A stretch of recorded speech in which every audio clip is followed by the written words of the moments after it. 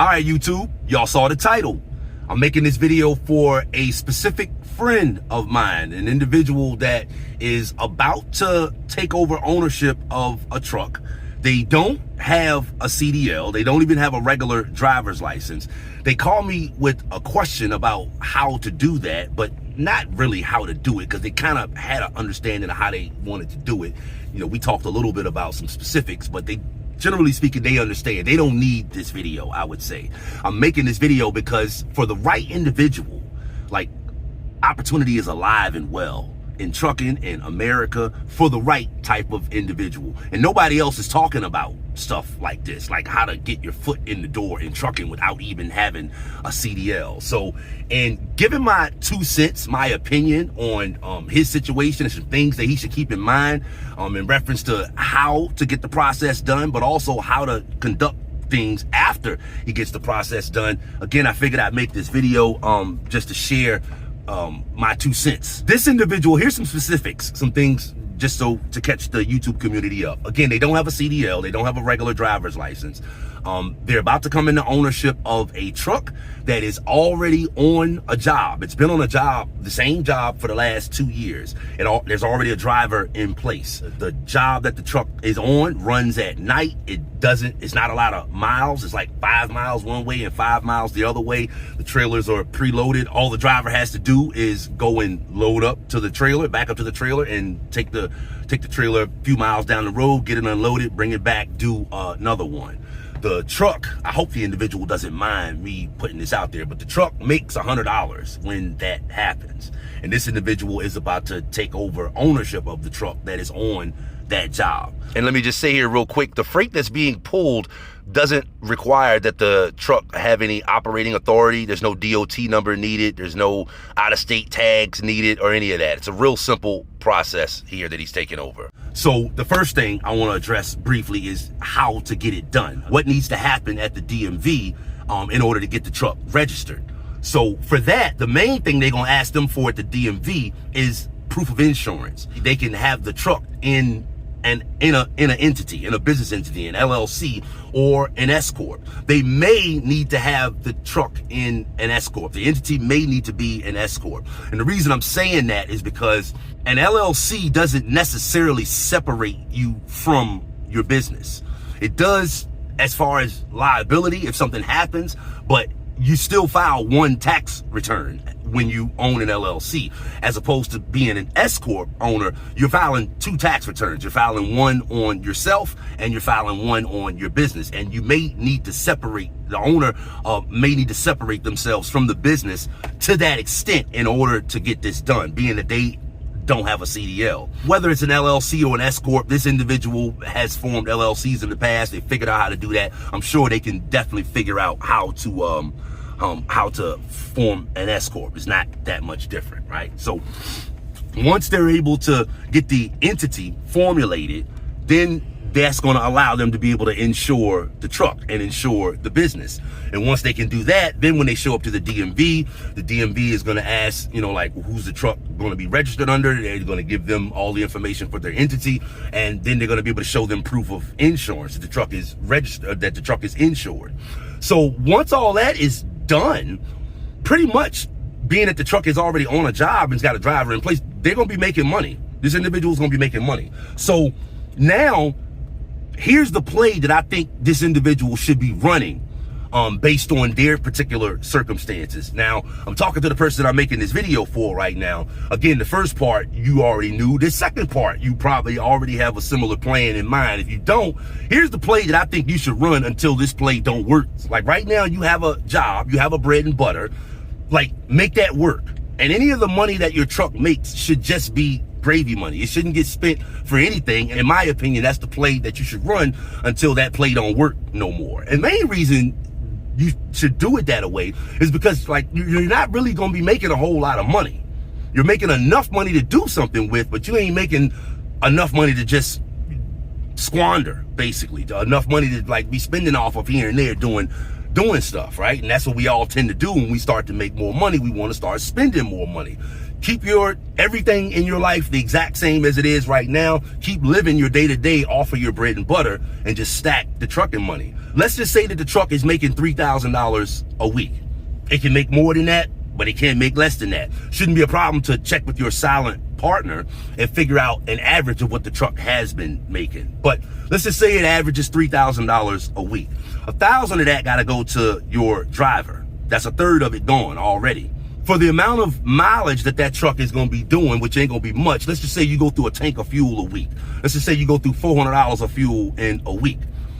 That's another $400 gone out of the 2/3 that was left.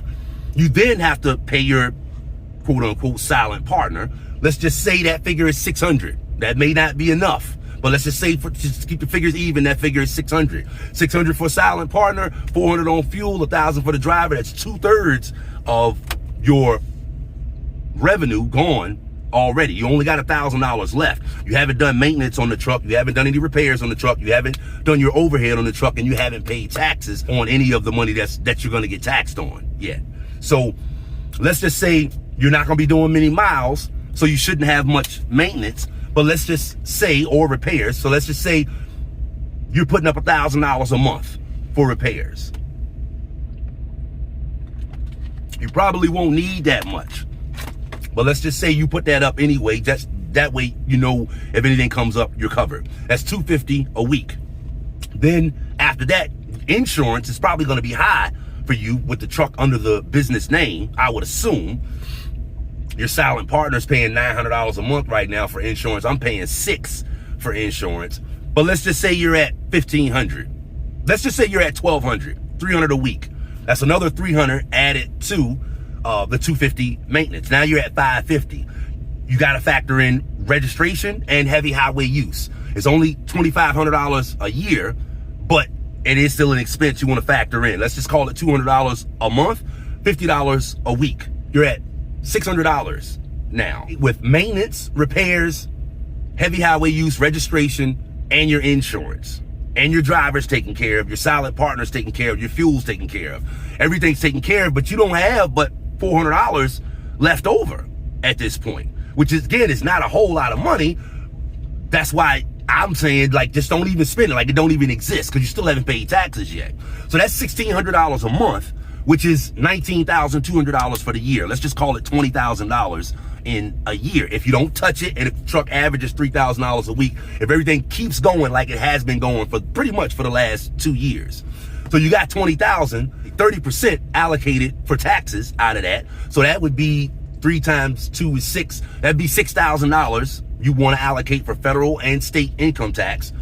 So that would leave you with $14,000. I would think at that point in a year, you could start looking at getting your driver's license situation straight, getting your CDL in a year, maybe a year and a half. Also, what could be happening at the same time is your son could start the process of getting their CDL, go ahead and work for the company that they're at right now, which is going to pay for it anyway. In a year, 14 months, a year and a half, they will have that obligation taken care of. Now you got you as a driver, and you got your son as a driver. That was one of the things that didn't necessarily go right for me and my pop. When I started driving, I drove for the first 5 years for my dad, but my dad came to me after his health started going down. So he was only in the truck for at most like another year once I got in the truck. But the play to run is you and your son being on the same job. So easy to manage the truck and manage the driver. Y'all on the same job, y'all running side by side for the most part, and just run that play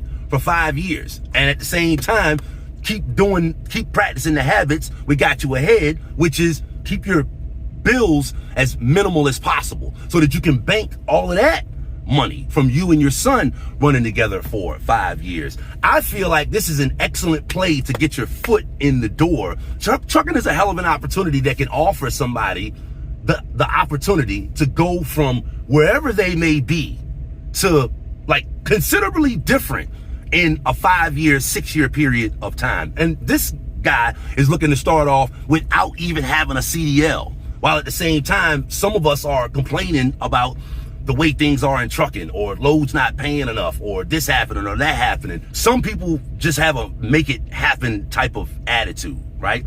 And this brings me to one more thing that I want to cover. Why get in trucking? This is an important question for anybody looking to get in trucking, because I always say that when you get in trucking, you should approach it like a business. Even if you're not looking to get in it as a business, even if you're looking to just drive for someone else. This guy is getting into the ownership position in trucking. I don't know if he would say it this way, but here's what it boils down to. It boils down to convenience. The way he's getting in trucking, it's like an opportunity. It's like an open door. Plus, he knows people in trucking. He's been around trucking all of his life. When I got in trucking, that's the reason why I got in trucking, because it was convenient. It was an opportunity that was available to me. I had the resources to pull it off. I had the people around me to be able to pull it off. I had a lot of stuff in place working for me in order to be able to pull off getting in trucking successfully. So why get in trucking, family? This is an important question, because some of you guys, you get in trucking just because. Why choose trucking? Why not get in the ice cream business? Why not get in the taxi business? Why not get in the, I don't know, why not get in the accounting business? Why choose trucking? To me, your answer to that should be something along the lines of, because I got connections. I've been around trucking my whole life. I know how it works. I kind of have an understanding because I've been exposed to it so much.